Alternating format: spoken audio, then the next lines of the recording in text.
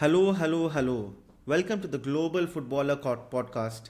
I am Monish and with me is Deepak, and today we bring to you the highlights of the last week's Premier League season.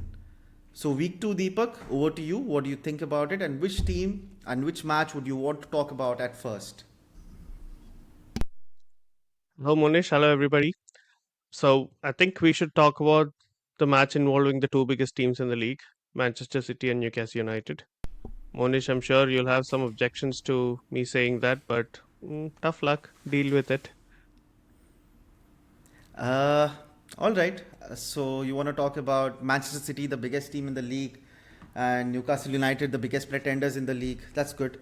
Let's start. So it was a 1-0 win. Manchester City in their home ground won the match. Good goal there. Julian Alvarez actually showing his class, and I think he's slowly getting into the groove and improving. Is he going to be the Jack Grealish for Manchester City this year?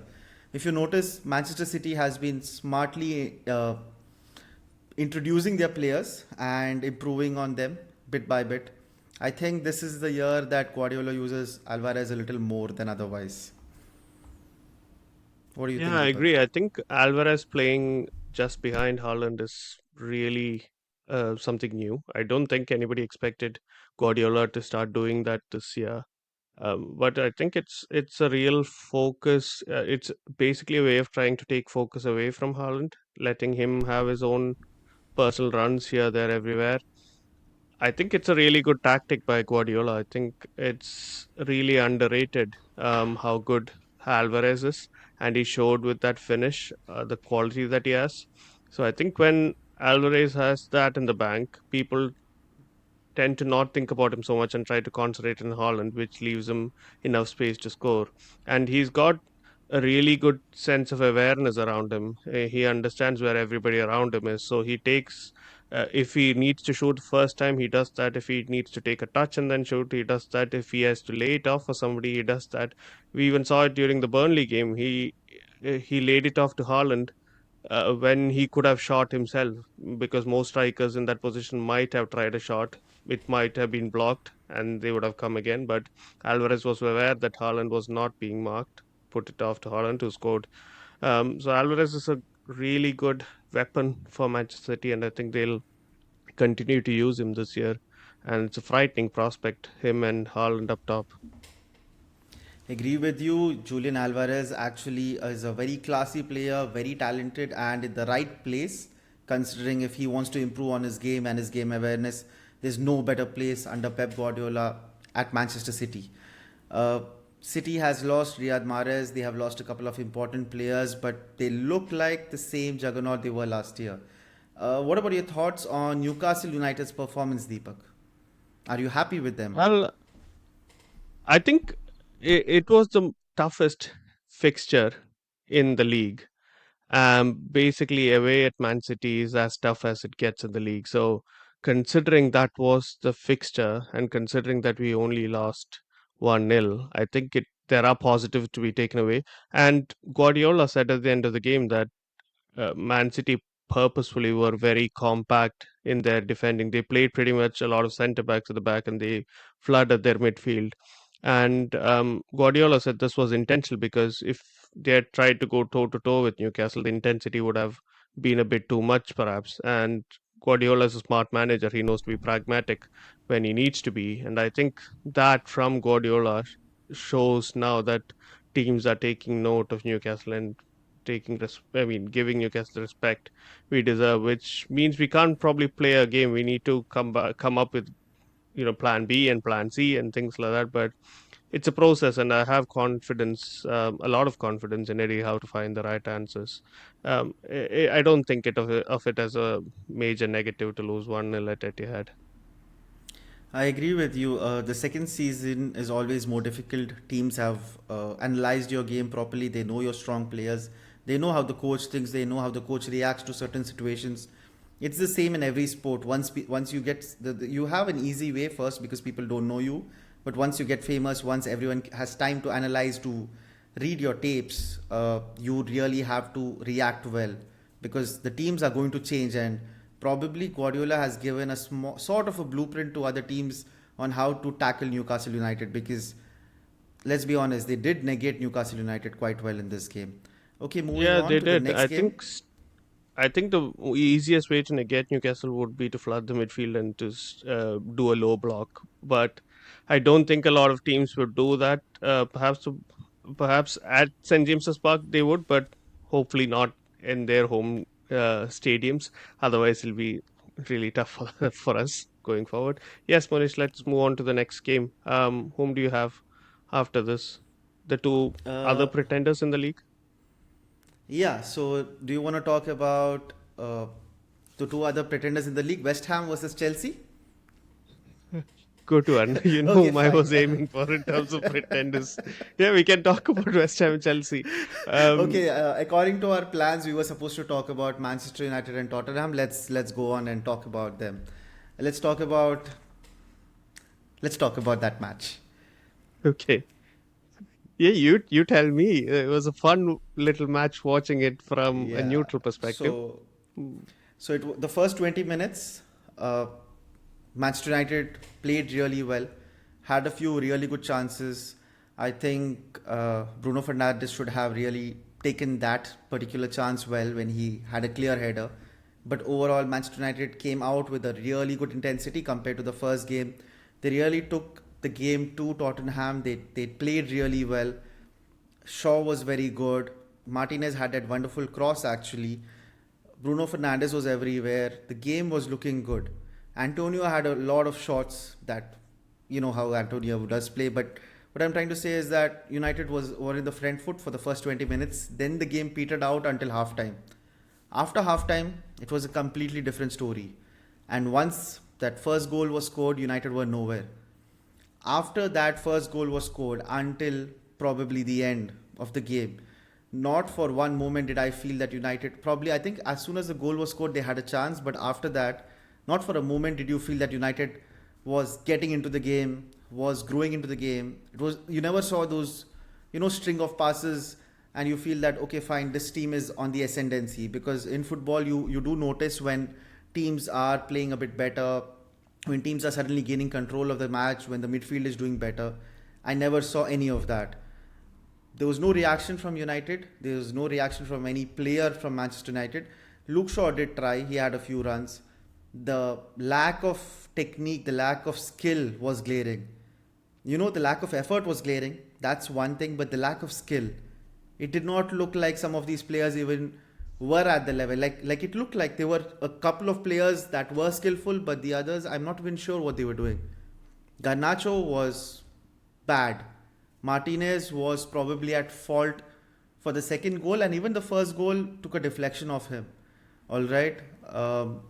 I'm not.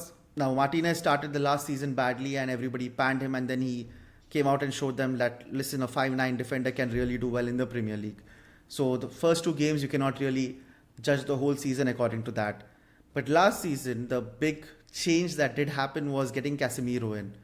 All right, and that completely changed the way United were playing. That changed their midfield. This season, he looks tired. Ericsson I think he should start playing starting games.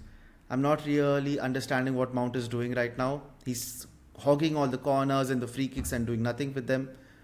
Uh, I think United has needs. I don't know. I heard they're after a couple of midfielders. I hope they get them. They need something to change. All right. I understand. I hope it happens.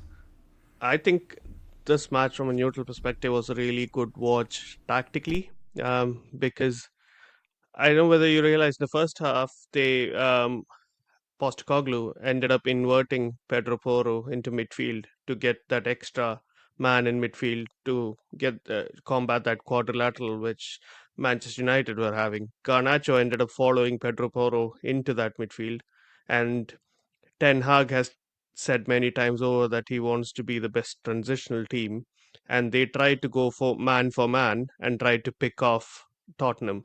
They did actually, they were quite successful in doing that, although Pedro Porro was inverted. They did win the ball quite high up the pitch few times over. That Rabona cross from Bruno was quite good, which was a good chance, and Bruno's header itself was a good Yes. chance missed. I think there were a few chances which could have been which which were obviously clearly missed, but the game plan was working. Now, I think the more important bit is what you spoke about Casemiro's tiredness and Mount's sort of being in no man's area. As soon as they got past that first press, which was Madison most of the time, just dribbling past one person, that's it. They had the entire pitch to run into. And in the second half, Postecoglou clearly realized that Pedro Porro coming in and inverting, they were getting picked off in midfield. So he stopped just doing that, went back to a flat back four, and just attacked Manchester United in a good old fashion. And they just didn't have answers for that, which was I can't understand why you the first tactic he picked it off, spotted it, countered that, you have to then have a plan for when something changes in the match. When Postecoglou realized what was happening, asked Pedro Porro to just stick on the wing, hold the width. Tottenham just blew past them, and Madison was exceptional. He was so good. Bissouma, it looks like a player reborn. I can't believe that Bissouma was just put on the bench for a whole year without really anything being done with him. Conte needs to Yeah. answer for that. But overall, Yeah, I they, think they Tottenham used had really good Conte's game. they used Conte's players and Conte's team when they wanted to save the lead at the end. Can I can agree. Postecoglou seems to be a good coach and he's fun to watch. That the Tottenham team really played very good football there.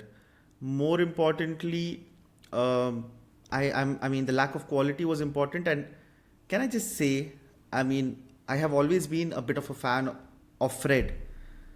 All right, and I think his in this sort of game, especially the first game, when midfield is being run over, Fred was probably missing because we don't really have that player anymore who's going to run around and try to get in those couple of important tackles, make things a bit messy around there. Make it a little difficult for players. Yeah, I think his Casemiro energy is seems to be a probably shadow of himself. very much missing. He scored a great goal too on debut. I don't know whether you saw that. So I didn't see it. well, stay I off missed it that. then. It'll hurt I you mean, even more. yeah, it's already saddening. Anyways, moving on to the next game. Mm. Deepak, who do you want to talk about? Yep. So West Ham Chelsea. Uh, West Ham West Ham 3, Chelsea. Chelsea This 1.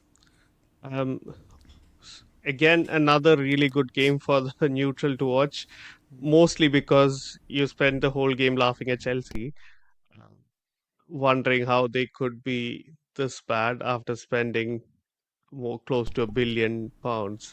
It's really difficult to go backwards after spending that much money. However, there were some bright moments in the game, and I think they can focus on that. They got Pochettino, who will surely work with them. Caicedo's debut was a disaster. He was so off pace when he came on. That penalty was just, you could almost see it happening in slow motion as Emerson was running towards the ball. Everybody, I think, in the stadium knew Caicedo was going to get there late and concede a penalty. It was as if it was happening in slow motion.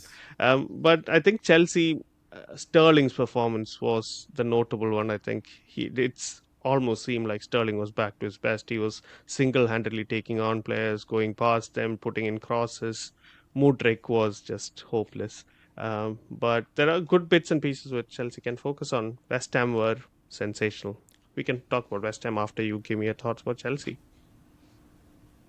So about Chelsea first, I thought they were gonna finish seventh, and and after the first game, I thought maybe I made a mistake there. But Chelsea are gonna have growing pains. They might end up in fourth. They might even end up at third. You cannot say just after two games. But the fact is that they weren't that good. Their inexperience showed. Their lack of cohesion sort of showed here, and you're bringing in a lot of new players. It's going to take some time. All right. Sterling looked like he belonged. He looked like he was a star, and he really had a good game. The goal was good as well. I mean, I think he's Yeah. 21-year old, isn't he? Chukwuemeka. I hope I pronounced his name right. Mm. But West Ham had a much better game. As we expected this season, West Ham is going to do much better, and they did much better. They had a good game. They controlled the game quite well. They took their goals. Paqueta is actually looking this season like, I mean, at least in this game, he was looking like the reason now you realize why he was in the Brazil squad or the Brazil first 11 for the World Cup. Because in Yeah, the World Cup you see Paqueta's Lucas quality has Paqueta. always been considered to be top class. When he was in Lyon, he was a better player than Bruno Guimaraes. There's no denying that at all. He was that person in midfield who used to do everything and who was the talisman of the group. So I don't think his quality was ever under question, but he had a very tough first year with West Ham. He was getting better by In the the end of the Premier League, year. Yeah, in the yes. Premier League. I think he was getting slowly acclimatizing to the league by the end of the season. And he seems to have started Yes. at that pace where he left off. And that's quite heartening to see. He's obviously dealing with all these betting allegations and is a bit of trouble Yep. with all that. But let's see where it goes. His penalty was super calm, super composed. Antonio's goal, my God, I was what about to a say that. hit! Not just that, it was really badly defended. True, yeah, It was badly defended. It was very badly yeah. defended. So, Disasi was and just there so was loose. He should have gotten far more tighter. it. It's not just Disasi. I just felt like if you notice, if a player has gone past the other defenders, even if they know not going to reach there, they show some more urgency. It looked like everybody was just very slow and calm about it, just walking back and like, oh, okay, fine. Oh, that ball went in. Oh, they scored. It looked like that. Hmm. You know, there wasn't that sense of urgency yet. I think it's going to take some time. Yep, and Chelsea have The attitude wise, basically. sold Newcastle United Louis Hall, which is excellent. Thank you very much, Chelsea. You're probably the best left back in your club you've sold, and you still have Cucurella on your hands. This is quite funny, but yeah, thank you. Whom do we talk So, about next, Monish? let's just have a quick word about the team leading the Premier League. Yep, sure. Okay, the Chelsea's feeder club, the ones that took a lot of money out of Chelsea's hands. Talking about the teams at the top of the league, we should talk about Brighton. And Brighton, as you said, have taken a lot of money off Chelsea, but they are top of the league. It's just bewildering how Brighton can get to the top of the league by selling all their best players. They've got such a good system in place for players as well as managers that even if they leave, it doesn't impact how they play. So they had Graham Potter leaving. They brought in De Zerbi. Now, if De Zerbi leaves, I'm sure they have somebody else lined up. And the players, it's just a constant churning of top quality players. And I think Mitoma is so good out on the left. He's done a thesis in dribbling, and the guys put paperwork into real life practice. I have no clue of if anybody's ever done that before. Actually written a thesis on something in sport, in all of sport, and then actually managed to go out and do it on the pitch at the highest stage possible. Uh, the man is a genius. Basically, a nerd who plays football. Yeah, which is the dream, right? Anyways, uh, our Our dream dream. Yeah, because we're not we were talking about nerds everybody and else's, but we couldn't play football, but we were nerds. Yeah, yeah, we still exactly. are, I guess. Anyways, moving on. Liverpool and Bournemouth.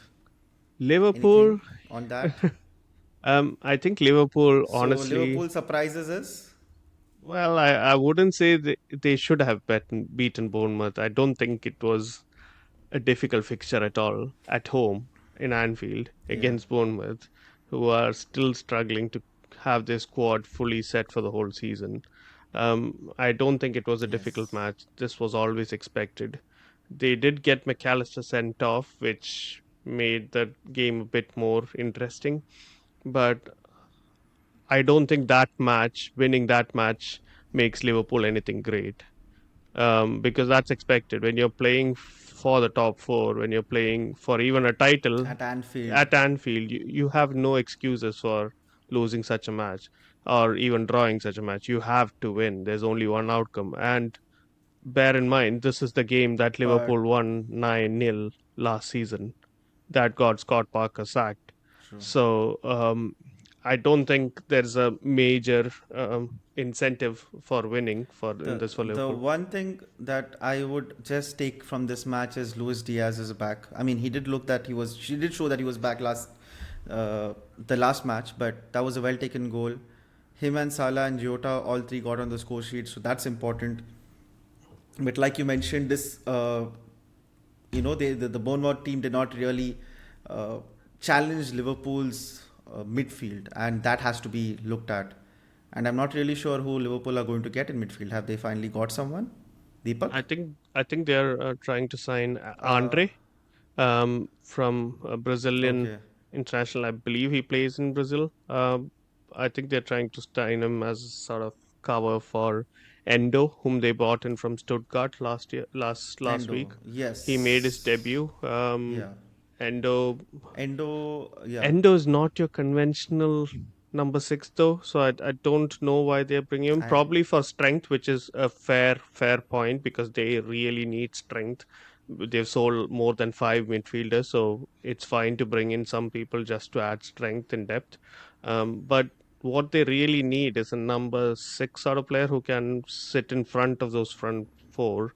I mean back four, sorry, and shield them from attacks, pick up the pieces in midfield and put in a tackle. I don't think you saw McAllister tackling. It was a hopeless tackling. He got sent off for that. So True, I true, don't think true, anybody true. in that midfield. Yeah, I do not know much about Endo. I did see glimpses of him in that game, but I really don't know how well he plays and all of that. Too early to say. McAllister cannot be the fulcrum of their midfield. He can be the creative force. He had a wonderful pass the last game as well, the one that he gave to Salah that actually created the goal for them. So yeah, that's about it. Any other games, Deepak? Anything else you want to add about this last week? No, I think that was enough. We probably might be doing a Shall we disservice to talk Arsenal about? if Shall we we? don't talk about them. Yeah, shall we talk about Arsenal? That's what we missed out on Arsenal winning 1-0 against Crystal Palace. Again, scrappy win, but 3 points is all that matters, I A guess. win Win nonetheless. nonetheless, yes. Exactly, a Um, win I think nonetheless. everybody outside of Manchester City is probably rooting for Arsenal to win because everybody's like, "Oh, good job! You got 3 points in. You won 1-0. A win is all that matters." I've seen everybody having sympathetic takes almost for Arsenal. Well done, guys. Keep it going. Not really. Well, I know I can understand that because Does it make it sense makes sense because that I I think everybody's dislike Arsenal? well, I think everybody's fed up of Man City winning back to back, and I think it's time for somebody else. But the only realistic option for that is Arsenal at this point in time, just based on what they did last season and how they've strengthened during the transfer window.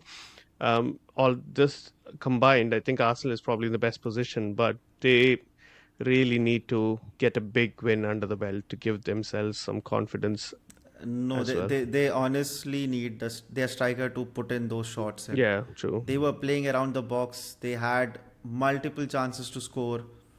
As I mentioned, there still is no finisher. I'm not convinced with those that they have. This Arsenal team needs Ruud van Nistelrooy. Yeah, potentially because Somebody to just stand in and there. stand No, in there and honestly, that's what finish they need. They everything. just need a Yeah, finisher. yeah. They just need a finisher because there are enough creators. You don't need any more creators in this team. You have Saka, you have Martinelli, you have so many players able to create from nothing. You have Odegaard. All right. What they need is a finisher. They need someone to score those goals. And this is not a team. Okay, maybe Man City has won one league with nobody, no real striker and all of that. But Yep. I don't know if this Arsenal team is going to have like 10 plus goals from 3 4 players. They have the capacity, by the way. They have 3 or 4 players who can easily score 10 goals. But I think they actually need a finisher to actually go ahead and win this league. And I don't know if anyone is going to rise Yeah, I up to agree that with you. challenge. I think So that's about Arsenal's Arsenal. going to find it tough without Jesus. I'm not entirely sure when he comes back, but it's important for them that he comes back soon enough. In Ketia, got into some fantastic positions. His touches was so good, except for that last And bit of Katie, putting the ball in the back of the net. He rolled people. He made great yeah, runs. He chipped he, people. He just did not put the ball in the net, which is the biggest point as a striker. Yes. you know, I saw more of him this season. Both the games I did watch of Arsenal, and is Nketiah more Timo Werner than uh, even Jesus for that matter? I'm not really sure because he really should have Oh, scored a he should couple have of goals in that 100%. match. Last match, okay, it's fine. He should have. Arsenal did get away with this game. Honestly, they did get away with a win here, and they were lucky there. All right. So yeah, that's it. I think Deepak. So who's your pick for fantasy football this week? So my pick for fantasy football this week would be pick any of the Man City players. That would be it. Newcastle are playing Liverpool, so I'm not Sheffield. really very keen on suggesting team players from both these teams because I'm that fixture is always very touch and go. It can either finish 4-3, 5-4, or it can just finish 0-0 or 1-0 to somebody randomly. So I'm not gonna suggest anything. Or Well, final to that Liverpool. hasn't. That's not My bet is on that. Salah scores a hat trick, and Luis Diaz not gonna scores a happen. We're bicycle not kick, lost possibly. at home. We're not considered 2 goals at home for a very long time. We're not even done that. So it's Yeah. Manchester United did do a lot of things under Sir Alex Ferguson, and then we broke we all are those not in records and your sorted post everything Alex out. Ferguson phase. We are, if anything, in your Alex Ferguson phase. So we are on the ascendancy, not on the decline. Everybody hopes that they are in their Alex Yeah. Ferguson phase, you No, know. actually, I The hope only that team that I I'm. see in that sort of sustained success phase Yeah. So I hope I'm is in my Manchester in City. our That's Pep about it. Guardiola phase. Ferguson doesn't hold a candle to Guardiola. So have I successfully irritated you, Manish? All right, all right. No, but you must have irritated a few people that I know if they are watching Yep. this. So hopefully, Anyways, yeah, Man City that's will it. That's it smash for today. Sheffield United and get us all a lot of points in Fantasy Premier League. That's the plan for the weekend. Yeah. All right. So that's it. Thank you, Thanks for watching, everybody. guys. Stay Like, tuned share, for and the next subscribe. video. Bye bye. Thank you. Yeah, all that as well.